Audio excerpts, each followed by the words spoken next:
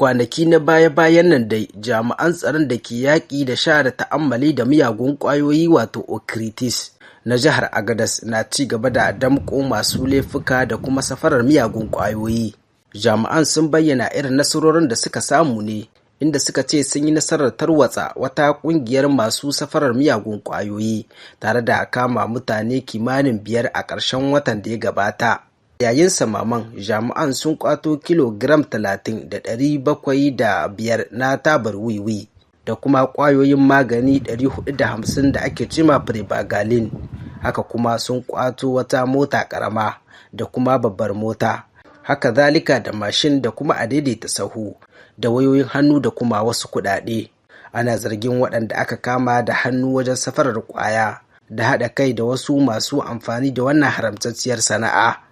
Ana tsare da su domin ci gaba da bincike, yayin da hukumar da ke yaƙi da sha da ta'ammali da miyagun ƙwayoyi wato okritis ke neman gano sauran waɗanda ke da hannu a wannan ƙungiya.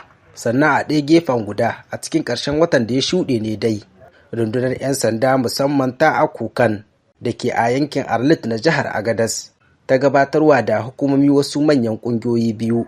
Ƙungiya ta farko daga cikinsu sun ƙware wajen satar kuɗi ta hanyar intanet da kuma wayar salula. A wani sabon laifi da suka aikata sun damfari wata ma'aikaciyar karɓar kuɗi har kimanin sama da miliyan 64.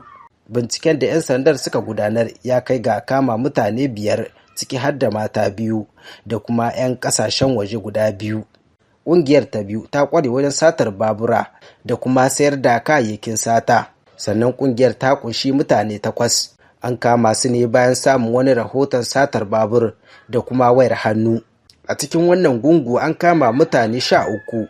Rundunar 'yan sandar musamman ta akukan ta sake jaddada aniyarta ta ci gaba da yaƙi da duk wani nau'in laifi a yankin, tare da kira ga al'umma su ba da mahimmanci da kuma haɗin kai don kawo ƙarshen wannan batu. Ashiru Alhaji Mutari, Bakandamiya TV.